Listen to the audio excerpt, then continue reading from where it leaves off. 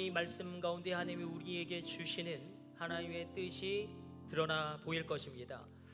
이 마지막 시대는 분명히 영적 전쟁이 일어나고 있습니다. 내 앞에서 영적 전쟁이 일어나고 있다는 것을 인식하는 것만으로도 우리가 쉽게 무너지지 않게 됩니다. 우리 신앙생활은 결코 그렇게 평안한 것도 아니고 만만치 않은 것입니다. 그래서 우리 신앙생활에는 영적 전쟁이 있는데 네 가지 차원에서 전쟁은 늘 벌어지고 있죠. 그 첫 번째는 진리 전쟁입니다. 세상은 상황윤리 상대주의로 말미암아 절대적인 어떤 것도 거부합니다. 상황에 따라서 진리는 언제나 다르게 해석되어지고 판정되어지고 기준이 언제나 바뀔 수 있다는 것입니다. 그래서 상황윤리와 상대주의를 따라가다 보면 절대로 있어야 될 하나님의 말씀의 자리에 다른 것이 서기 십상입니다. 그러므로 오늘 이 아침에 다시금 오직 믿음으로, 오직 은혜로, 오직 성경으로, 오직 하나님께 영광, 이 절대적인 말씀이 우리 기준이 될지어다. 한 번뿐인 인생 속히 지나갈 터인데, 그리스도만을 위한 것만이 영원히 남을 터인데, 여러분, 이 진리 전쟁 가운데 우리가 분명히 서 있습니다. 두 번째는 가치 전쟁이죠. 어떠십니까? 예배하는 이 한 시간이 여러분의 생명을 걸 만큼 가치가 있는 시간이십니까? 아니면 그저 노래방에서의 그 감흥조차도 없는 지루하기 짝이 없는 시간입니까? 하나님의 말씀이 나에게 힘과 능력과 살아갈 용기를 주게 되어지는, 정말로 우리가 다시금 내가 가치를 두고 있는 것이 무엇이냐? 사도 바울은 이야기하지 않습니까? 내가 세상의 중간 가치를 뛰어넘었다. 이 가치 전쟁이 있습니다. 나에게 정말로 가치 있는 것이 무엇이냐? 세 번째는 세계관 전쟁이죠. 이게 얼마나 중요한 싸움인지 모릅니다. 내가 세계를 어떻게 바라보느냐, 이 세상을 어떻게 바라보느냐. 여러분, 유물론적인 세계관과 진화론적인 세계관이 정말로 우리에게 몰아닥치고 있습니다. 우리 다음 세대 가운데 몰아닥치고 있습니다. 어떠십니까? 지난주에도 나누었던 것처럼 여러분, 진화론은 과학이고 창조론은 믿음의 영역이다. 이게 맞습니까? 틀립니까? 틀리죠. 진화론도 믿음의 영역이에요. 그렇게 믿는 거예요. 진화론에서는 우주의 발생이 빅뱅, 빛이 빵 터지면서 그 안에서 시간과 공간이 태어났다, 생성되어졌다. 근데 도대체 이것을 어떻게 입증할 수 있겠습니까? 별이 어떻게 생성됩니까? 진화론에서는 이 우주에 가스와 먼지가 무차별적인 우연의 연속으로, 아주 우연의 연속으로 수십억 년의 시간을 흐르다가 별이 되었다. 이것을 도대체 우리가 어떻게 증명할 수 있겠습니까? 그러니까 진화론도 믿음의 영역이고 창조론도 믿음의 영역입니다. 그래서 하나님이 우주를 창조하셨다, 하나님이 나를 창조하셨다, 하나님이 나의 창조자시다. 그래서 이 팽창하는 우주를 우주과학이 절대로 설명할 수 없습니다. 왜 팽창하고 있습니까? 지금도 우주는 막 팽창하고 있는데 왜 팽창하고 있으며 그 너머에 무엇이 있는지, 사도 바울이 증언하는 바대로 이 팽창하는 두 번째 하늘 우주를 뛰어넘어 하나님의 천국이 분명히 있습니다. 그래서 이 세계관 싸움은 이 땅에 존재하는 내가 그냥 우연히 태어난 존재인가, 아니면 하나님이 나를 창조하시고 이 땅 가운데 나를 보내셨는가, 이 정체성 싸움으로 반드시 연결되어집니다. 정체성 싸움이죠. 나는 누구냐? 아니, 정확하게는 이 지독한 혼란 가운데 나는 왜 살아야 되는가? 나는 어디로부터 와서 어디로 가는가? 답을 찾으셔야 합니다. 여러분, 우리 가운데 내가 하나님의 자녀이기 때문에 나에게 사명이죠. 나는 하나님께로부터 와서 하나님께로 갑니다. 그래서 이 정체성 싸움, 근데 성경에서 우리의 정체성을 늘 도전하는 게 있어요. 이 네 가지가 균형 잡히게 있으면 나는 강력하게 쓰임받고 있는 것입니다. 여러분, 예배자이십니까? 예배자이십니까? 어떠한 상황에도 하나님께 예배하는 예배자이십니까? 제자이십니까? 여러분의 삶의 한복판에서 내가 가진 믿음이 내 삶에 영향을 미치고 있습니까? 말씀과 성령으로 말미암아 내가 힘을 얻고 살아갈 소망을 얻고 말씀과 성령의 영향력으로 말미암아 걸어가고 계십니까? 전도자이십니까? 나로 말미암아 단 한 사람이라도 구원받은 그런 놀라운 역사가 있습니까? 우리는 네 번째 집중하기를 원합니다. 축복자가 될지어다. 하나님의 은혜를 반드시 받을지어다. 하나님의 복을 반드시 받을지어다.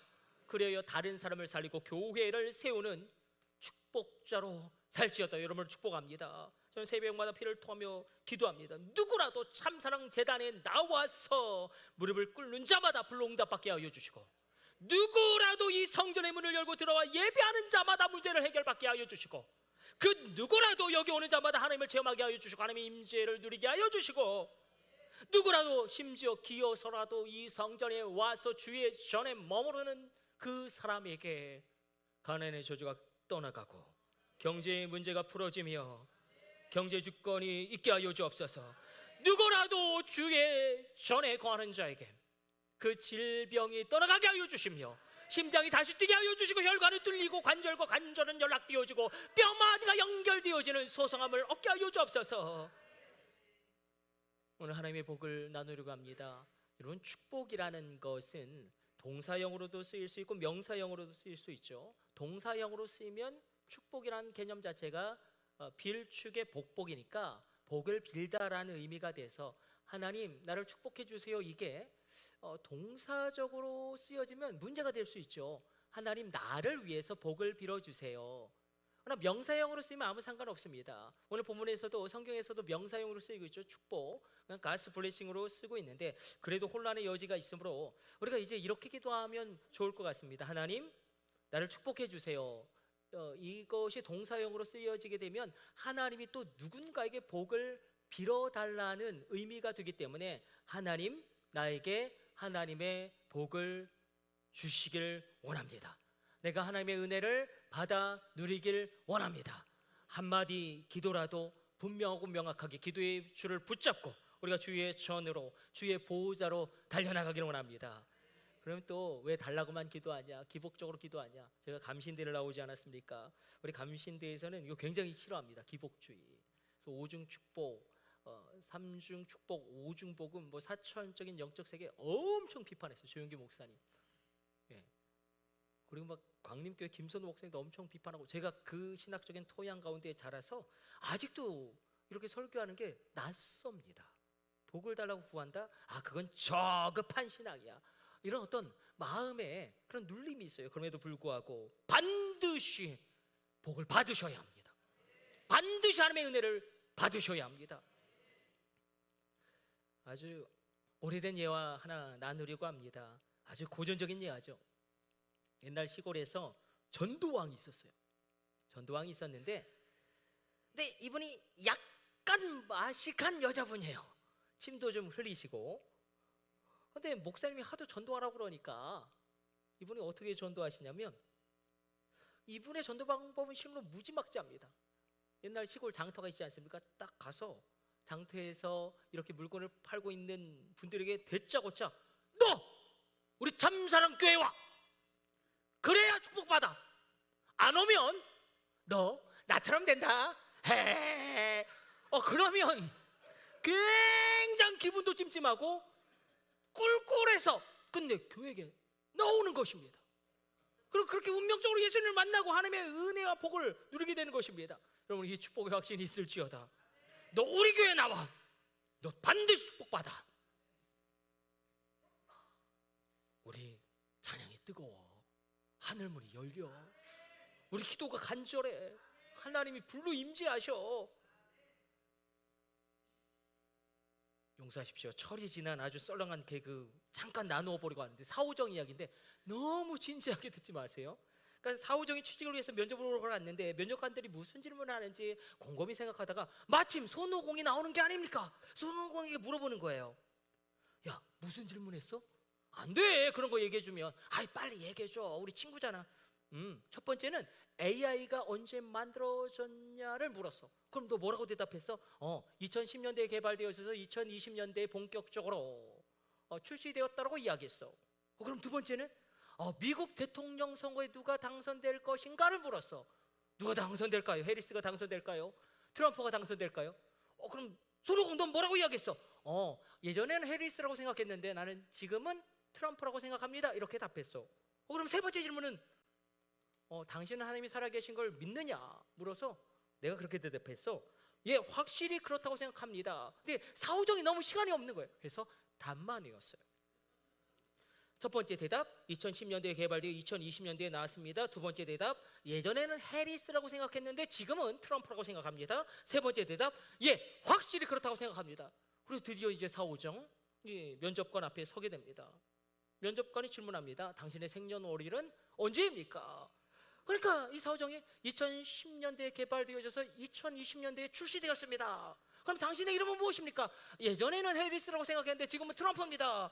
아, 그럼 당신은 약간 마시간 사람이 아닙니까? 예, 확실히 그렇다고 생각합니다. 아, 진지하게 듣지 마시고, 근데 이제 진지하게 들으셔야 돼. 심각하게 들으셔야 돼. 여러분, 내 인생을 다른 사람의 답으로 절대 살 수 없습니다. 내 인생은 하나님 말씀 앞에서 내가 답을 찾아야 합니다. 다시 바꿔서 오늘 말씀에 빗대어 적용하면 나는 다른 사람이 받은 축복으로 절대로 살아나갈 수가 없습니다. 내가 하나님의 복을 받아야 돼요. 이 갈급함과 사모함으로 오늘 말씀 앞에 서는 것입니다. 내가 하나님의 복을 받아야 합니다. 다시 바꾸어서 우리 신앙생활에 적용하면 다른 사람이 받은 은혜로 내가 절대로 살 수 없습니다. 나는 하나님께 내가 받은 은혜가 있어야 합니다. 내가 받은 은혜가 있으십니까? 어제 받은 은혜로 오늘의 고난을 절대 이길 수 없습니다. 오늘은 오늘의 만나가 필요하고, 오늘은 오늘의 은혜가 필요하고, 오늘은 오늘의 성령 충만이 필요합니다. 그래서 오늘 간절한 마음으로 주님 앞에 이렇게 나가기를 원합니다. 새벽에 엎드려 기도할 때에 계속 하나님이 제 마음에 주시는 부담감이 있었습니다. 내 백성을 축복하고 축복하라. 그런데 가장 먼저 걸리는 것이 무엇이냐면, 나도 이렇게 연약한데 내가 축복한다고 하나님의 축복이 오겠는가? 그러면서 큐티하는 가운데 제가 넘어가지 못한 말씀이 있었어요. 역대하 30장 27절로 이렇게 기록되고 있어요. 그때 제사장들과 레위 사람들이 일어나서 백성을 위하여 축복하였으니 그 소리가 하늘에 들리고 그 기도가 여호와의 거룩한 처소에 이르렀더라. 새 10년 가운데거나 이 말씀이 계속 머물러 있었어요. 그러다가 우리가 민수기를 새벽에 묵상하지 않습니까? 끝내 아론을 하나님이 어떻게 일으키십니까? 금송아지 우상 숭배를 허용한 그 아론, 그 무너지고 실수한 아론을 하나님이 끝내 어떻게 일으키십니까? 놀랍게도 하나님은 아론이 이스라엘 백성들을 향하여 축복하게 하심으로 아론을 일으키시고, 아론의 쌍난 지팡이를 통하여 아론을 일으키십니다. 이 말씀이 민수기에 기록되고 있습니다. 하나님이 친히 제정하시고 복 주시겠다고 약속하신 그것을 너는 명령하고 선포하면 그것을 내가 실행하리라. 이렇게 기록되고 있어요. 여호와께서 모세에게 말씀하여 이르시되 아론과 그의 아들들에게 말하여 이르기를 너희는 이스라엘 자손을 위하여 이렇게 축복하라. 여호와는 내게 복을 주시고 너를 지키시기를 원하며 여호와는 그의 얼굴을 내게 비추사 은혜 베푸시기를 원하며 여호와는 그 얼굴을 너에게로 향하여 드사 평강 주시기를 원하노라 할지어다. 세상에 결코 빼앗을 수 없는 하나님의 평강이 임할지어다. 더 놀라운 것은 그들이, 아론이, 그의 자녀들이, 아론과 제사장들이, 그 연약한 아론과 제사장들이 우상 숭배를 용인하고 실수하고 넘어졌던 그들이 하나님의 이름으로 이스라엘 자손에게 축복할 때에 하나님 뭐라고 말씀하시냐면 내가 그들에게 복을 주리라. 이 말씀이 불처럼 저에게 확 들어왔습니다. 오늘은 야곱이죠. 10에서 11장은 믿음의 거인들의 열전입니다. 그런데 놀라운 것은 하나님이 그들의 믿음을 평가하실 때 한 줄 아니면 두 줄로 평가를 내리세요.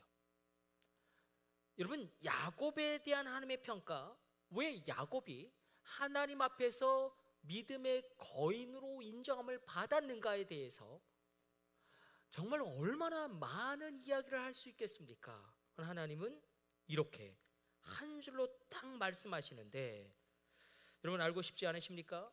야곱의 일생을 한 줄로 딱 하나님이 요약하셔서 그러하게 야곱이 나의 종이고 그러하게 야곱이 나의 의인이고 그러하게 야곱이 나의 사람이다, 믿음의 거인이다 평가하시는데, 우리 한번 히브리서 11장 21절 말씀 같이 집중해서 읽습니다.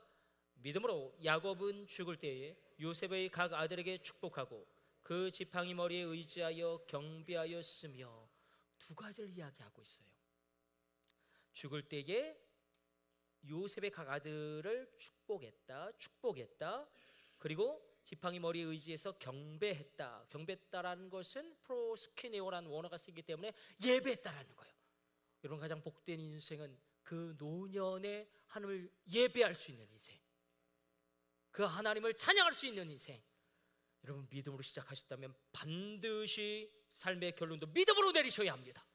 기도로 시작하셨다면 여러분의 인생의 끝장도 기도로 끝장내셔야 합니다. 그리고 이렇게 이야기하죠. 축복했다. 특별히 우리가 창세기를 바라보게 되어지면 야곱은 세 가지 대상을 축복합니다. 47장에서 왕인 바로를 축복합니다. 이게 굉장히, 그렇죠, 우리가 이재명이 대통령이 돼도 이재명을 위해서 기도해야 되고, 윤석열이 대통령이 돼도 왕을 위해서 기도해야 돼요. 왜냐하면 왕이 헤매면 그 고통을 고스란히 우리가 당합니다. 그러니까 왕을 위하여 기도해야 돼요. 야곱도 바로를 위해서 축복하고 기도하죠. 48장에서는 손주를 위해서 기도합니다. 므낫세와 에브라임. 그리고 우리가 읽은 49장에서는 본격적으로 12아들을 축복하는데, 우리의 위치는 지금 49장에 위치하고 있는데, 그런데 우리가 야곱이 어떻게 이렇게 축복하는 인생을 살게 되었는가? 야곱이 죽은 줄만 알았던 요셉을 만납니다. 얼마나 기쁘던지, 얼마나 그 감격스럽던지요. 아들이 애굽의 총리가 되었습니다. 그리고 이제 요셉이 자신의 아버지 야곱을 절대 권력자 바로 앞으로 끌고 나옵니다. 근데 애굽의 바로가 야곱에게 묻죠. 너의 나이가 어떻게 되느냐? 그때 47장 8절로 10절까지 야곱이 이렇게 답합니다. 내 나그네 길의 세월이 130년이니이다. 우리 같이 한번 읽어볼까요? 우리 9절 같이 읽어보도록 하겠습니다. 야곱이 바로에게 아뢰되 내 나그네 길의 세월이 130년이니이다. 내 나이가 얼마 못되니 우리 조상의 나그네 길의 연주에 미치지 못하나 험악한 세월을 보내었나이다 하고 야곱이 바로에게 축복하고 그 앞에서 나오니라. 야곱이 그 삶을 회상하면서 뭐라고 이야기하냐면 내가 참으로 험악한 세월을 살았습니다. 그러나 결론점은 이거예요. 험악한 세월을 살았지만 축복했다라는 것입니다. 그 인생이 얼마나 험악했습니까? 야곱은 정말로 험악한 세월을 보냈습니다. 젊은 날에 아버지를 속이고 형과 원수가 될 뿐만 아니라 결혼을 했는데 사기 결혼 당합니다. 여러분, 사기 결혼 당해보셨습니까? 이거 미치고 팔짝뛸 노릇이 아니겠습니까? 20년 직장 생활하는데 사장인 라반 자신의 혈족이고 외삼촌에 10번이나 사기를 칩니다. 우리가 한 번 사기 당해도 우리의 삶이 시청을 했는데 여러분, 인생 가운데 10번을 사기 당했다고 생각해 보십시오. 하나님이 지켜주셨기에 망정이지 끝장날 인생이었습니다. 저가살이 끝나고 고향으로 돌아오는데 이게 웬일입니까? 다른 사람이 아니에요. 형이 자기를 진짜 죽이겠다는 거예요. 야곱만 죽이는 게 아니라 야곱의 부인들도 다 죽이고 야곱의 자녀들도 다 죽이고 야곱의 종들도 다 죽이겠다고 작정하고 400명의 정예 군사를 이끌고 달려오고 있습니다. 이 정도만 돼도 험악한데, 아니 금지옥엽 하나 정말 아름답게 귀하게 키운 외동딸 디나가 강간을 당합니다. 강간을 당하니 오빠들이 격분해서 두 아들 레위와 시므온이 살인자가 되고 집안에 평지풍파가 일어나고, 그래서 가슴을 치며 울며 안타까워하며 절규하는 야곱의 모습을 우리는 창세기에서 발견하게 됩니다. 험악해도 이렇게 험악할 수가 없죠. 여러분들의 인생은 험악하셨습니까? 평안하셨습니까? 딸 디나가 험한 일을 당한 것처럼 나의 사랑하는 딸이 집에서 틀어박혀 앉아서 계속 뒹굴기만 하는 것을 바라보면서 정말 가슴이 환장할 만큼 시리고 아픈 부모님들도 있을 것입니다. 우리 자녀들이 그렇다면 어떻게 하겠습니까? 놀라운 회복이 있습니다. 놀라운 역전이 있습니다. 놀라운 반전은 무엇이냐면 이 험악한 세월을 살면서 야곱이 커졌어요. 깊어졌어요. 그리고 하나님과 가까워졌습니다. 이 소리는 뭐지? 네, 저를 보세요. 그 험악한 인생을 통과하면서 야곱이 축복하는 사람이 됩니다. 사실 아무것도 없어요. 바로 왕 앞에 섰을 때는 야곱은 곡식을 꿇어온 자입니다. 바로가 야곱을 축복해야지 정상인데 야곱이 바로를 축복합니다. 여러분, 우리 인생 앞에 펼쳐지는 현실에 우리가 압도당할 때가 왜 없겠습니까? 우리 인생이 험악할 때가 왜 없겠습니까? 우리 인생 가운데 가난할 때도 있겠고, 정말로 그럼에도 불구하고 내가 믿음의 길을 걷는 한 무언가 일이 되어지고 있음을 믿으십시오. 보이지 않지만 하나님의 선한 역사가 일어나고 있음을 붙드십시오. 하나님의 때가 이름해, 하나님의 때가 이름해 반드시 열려지고 반드시 일어나고 반드시 회복되어집니다. 여러분, 촛대는 옮겨집니다. 옮겨진 촛대가 나에게 옵니다. 옮겨진 촛대가 우리 가정 가운데 옵니다. 옮겨진 촛대가 나의 자녀에게 옵니다. 옮겨진 촛대가 우리 교회에 옵니다. 축복권은 움직여요. 루벤에게서 유다 지파로, 유다 지파에서 다시금 요셉 지파로, 요셉 지파에서 다시금 유다 지파로 움직여요. 주님의 보좌는 움직입니다. 옮겨진 촛대가 나에게 오늘 임합니다. 축복의 원리가 있습니다. 축복하는 사람이 누구냐가 중요하지 않다는 거예요. 축복을 주시는 하나님이 중요하다는 것입니다. 이렇게 생각해 봅시다. 엘리 제사장 있지 않습니까? 엘리는 불의한 제사장이고 이상이 희귀해지고 하나님의 음성을 듣지 못하는 제사장인데, 그가 어느 날 성전에 갔더니 한 여자가 술에 취해서 중언부언하고 있는 것이 아닙니까? 그래서 그 여자에게 이렇게 이야기합니다. 너 술 먹고 기도하면 안 돼.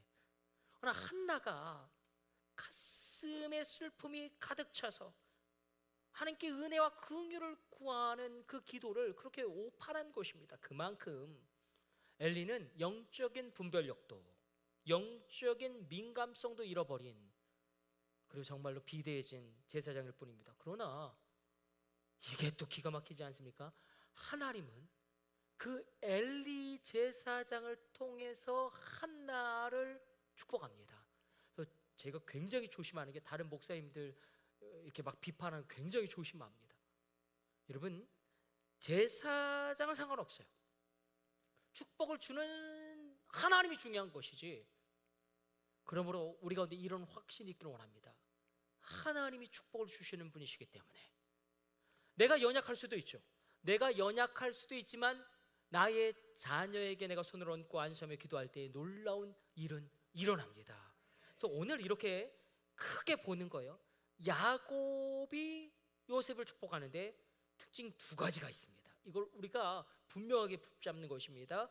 야곱이 요셉을 축복하는데 두 가지 특징이 있는데, 첫 번째는 손을 얹고 안수하면서 기도했다. 두 번째는 말씀으로 축복했다. 우리 한번 히브리서 11장 21절 말씀 다시 한번 확인해 보도록 하겠습니다. 우리 같이 읽습니다. 믿음으로 야곱은 죽을 때에 요셉의 각 아들에게 축복하고 그 지팡이 머리에 의지하여 경배하였으며, 여기서 축복했다는 헬라 원어로는 율로게오인데 정말로 머리에 손을 얹고 안수하며 기도했다는 거예요. 손을 얹고 안수하며 축복했다. 그러니까 성경에서 안수는 네 가지 영역에서 사용되죠. 축복할 때 반드시 손을 얹고 축복합니다. 그리고 하나님의 섬길 자를 성별하여 세울 때, 그리고 치유하며 기도할 때, 그리고 성령 세례받게 할 때. 그래서 우리가 알 수 있는 것처럼 사도행전에서 베드로와 요한이 안수할 때에 사마리아 사람들이 성령을 받습니다. 아나니아가 바울에게 안수하며 기도할 때에 성령으로 세례를 받게 되어지고 그 눈에서 비늘이 떨어집니다. 그러니까 놀랍게 영안이 열려버렸다는 거예요. 사도 바울이 에베소에서 안수하며 기도할 때 그들이 성령으로 충만해지고 예언하고 방언을 터뜨리게 되어지는, 그러면 동일해요. 엘리 제사장이라고 할지라도 축복권이 작동되어진다. 왜냐하면 그 말씀과 언약을 행한 분이 하나님이시기 때문에. 내가 엘리 제사장처럼 형편없는 부모님일 수도 있어요.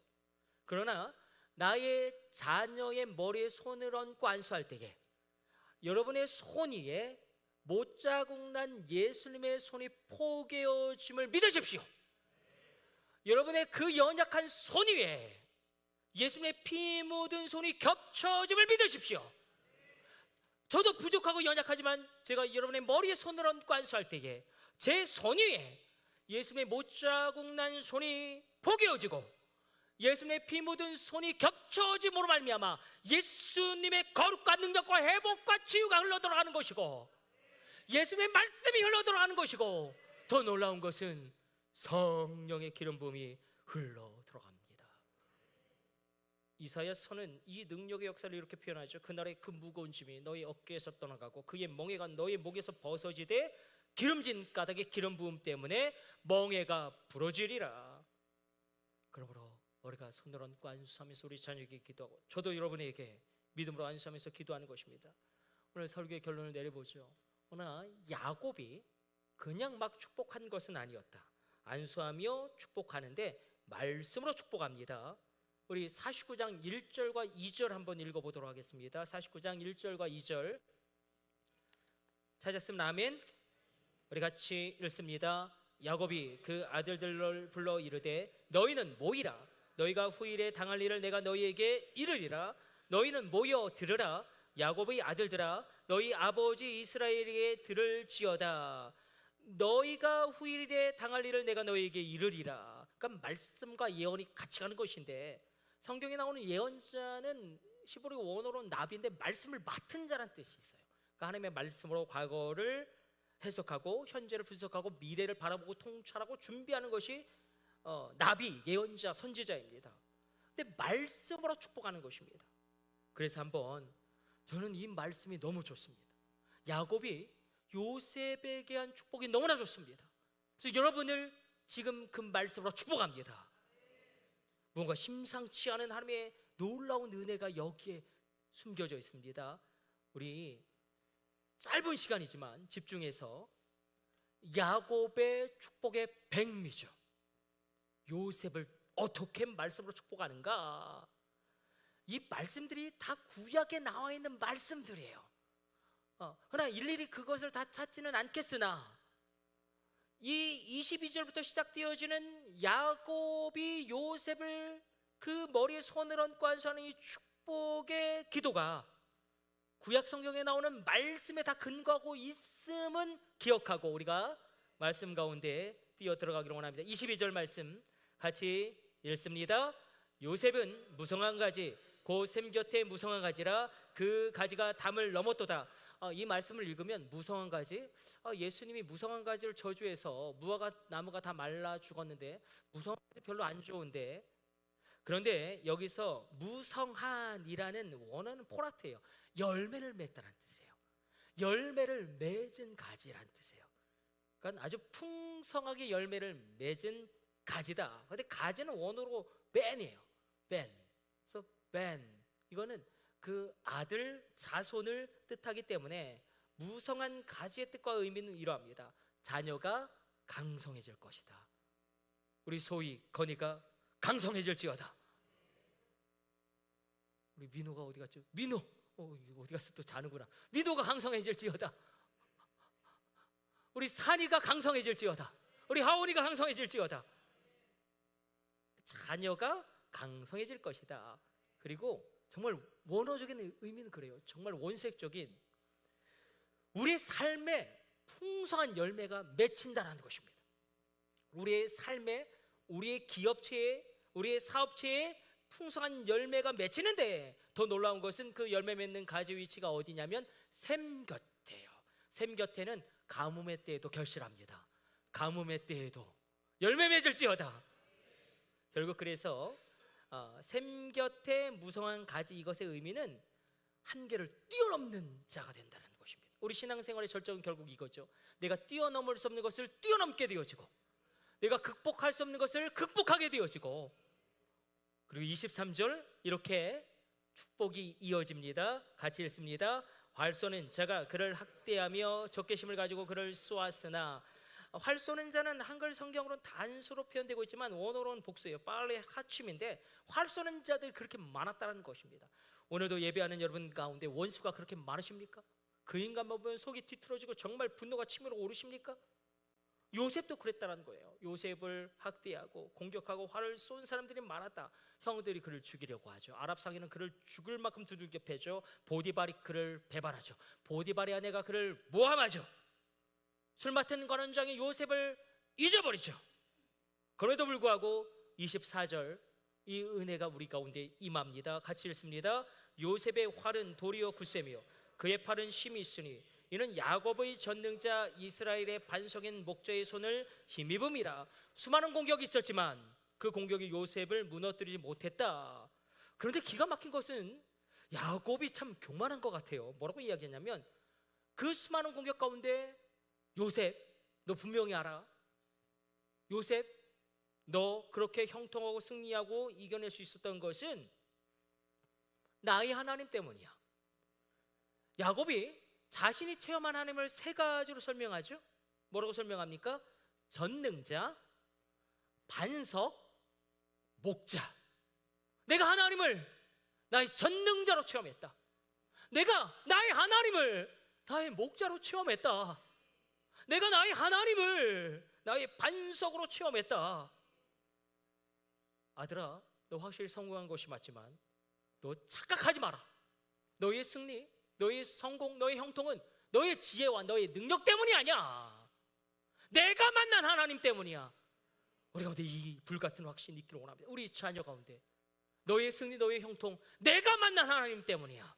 내가 만난 하나님이 너에게 역사하고 있기 때문에 그런 거야. 야곱의 전능자, 이스라엘의 반석, 이스라엘의 목자. 내가 하나님을 전능자로, 목자로, 나의 반석으로 체험했다. 그래서 목자 하나님이 그렇게 저는 좋아요. 그러니까 목자가 하는 가장 중요한 일이 무엇이냐면, 양들이 굉장히 미련합니다. 그리고 시력도 안 좋고, 그래서 양들은 그렇게 늘 다쳐요. 그리고 양들은 빨리 달리지도 못하고 시력이 좋은 것도 아니고, 그리고 얼마나 자기들끼리 부딪히고 맨날 싸우는지, 그리고 맨날 해파리들이 막 얼굴에 붙어가지고 그래서 이리 가다가 다치고, 지들끼리 또 막 다치고, 해파리가 막 물어뜯어서, 그래서 양들의 얼굴이, 보통 어린 양들의 얼굴이 막 엉망진창이 될 때가 있습니다. 그때 목자는 어떻게 하냐면, 그 양의 머리를 어린 양의 머리를 그냥 기름에 푹 담굽니다. 그게 다윗이 고백한 여호와는 나의 목자시니 원수 앞에서 내 머리에 기름을 부으시고, 그냥 그 기름통에 양의 머리를 푹 담그면 그 치유가 되는 거예요. 내가 그렇게 환난을 많이 당했지만 내 상처를 하나님이 성령의 기름으로 푹 담그셨다. 하나님을 목자로 제말지어다. 이렇게 말씀 맞춰보려고 합니다. 우리 25절 읽고 말씀 정리하려고 합니다. 우리 같이 읽습니다. 내 아버지 하나님께로 말미암나니 그가 너를 도우실 것이요 전능자로 말미암나니 그가 내게 복을 주실 것이라. 위로 하늘의 복과 아래로 깊은 샘의 복과 젖먹이는 복과 태의 복이로다. 뭐라고 이야기하냐면, 너의 아버지, 즉 나 야곱의 하나님이 반드시 너를 도울 것이다. 내가 체험한 하나님이 반드시 너를 함께할 것이다. 지금까지 내가 만나고 내가 체험하고 누린 그 하나님, 요셉 너를 도우실 거야. 내가 절대로 변화될 것 같지 않았던 나 야곱을 변화시키고 끝내 새로워질 수 없는 내 인생을 새롭게 하신 하나님이 너와 함께 하실 거야. 그래서 26절이 나오는 겁니다. 우리 마지막으로 한 번 더 읽어보도록 하겠습니다. 26절 같이 읽습니다. 내 아버지의 축복이 내 선조의 축복보다 나아서 영원한 산이 한없음 같이 이 축복이 요셉의 머리로 돌아오며 그 형제 중 뛰어난 자의 정수리로 돌아오리로다. 야곱이 지금 사실은 완전히 교만한 이야기를 하고 있습니다. 뭐라고 이야기하면 나의 축복이 나의 선조의 축복보다 크다라고 이야기해요. 나의 할아버지 아브라함의 축복보다 내 축복이 더 크고, 나의 아버지 이삭의 축복보다 나의 축복권이 더 세고 더 놀랍다, 더 탁월하다. 나 야곱의 축복권이 나의 아버지 이삭의 축복권보다 나의 할아버지 아브라함의 축복권보다 더 세다. 그러나 사실 그 밑바닥에는 무엇이냐면 꼭 이걸 체험했으면 좋겠어요. 꼭 이걸 우리가 누리기를 원합니다. 더 체험했다라는 거예요. 아브라함이 얼마나 놀랍게 하나님을 체험했습니까? 그런데 나의 할아버지 아브라함이 체험한 것보다 내가 하나님을 더 놀랍게 체험했다. 나의 아버지 이삭이 하나님을 체험한 것보다 내가 더 깊이 하나님을 체험했다. 이 믿음의 역사가 있을지어다. 이 14절과 25절과 26절의 간증이죠. 야곱의 간증. 나에게 부어주신 하나님의 은혜가 나의 아버지 이삭에게 부어주신 하나님의 은혜보다 더 컸으며, 나의 할아버지 아브라함에게 부어주신 하나님의 은혜보다 내게 부어주신 하나님의 은혜가 더 놀라웠다. 하나님이 어떤 분인지 내가 더 체험했다. 나를 통해 역사하신 하나님이 너를 통해서도 역사하실 것이다. 나를 통해 이루신 하나님이 너를 통해서도 이루실 것이다. 우리 이렇게 한번 축복하며 나가기를 원합니다. 어려운 상황입니다. 암담한 상황입니다. 그럼에도 나의 아들, 나의 딸 하나님의 은혜를 베풀어 주시면 되어야 할 것 다 될 수 있습니다. 해야 할 일 다 할 수 있습니다. 여러분을 축복합니다. 하늘의 신령한 복이 말지어다. 땅에 기름진 복이 있을지어다. 네. 여러분을 축복합니다. 하늘의 원천의 복이 말지어다. 땅에 기름진 복이 말지어다. 대복이 있을지어다. 전무기의 복이 있을지어다. 만남의 복이 있을지어다. 돌파의 복이 있을지어다.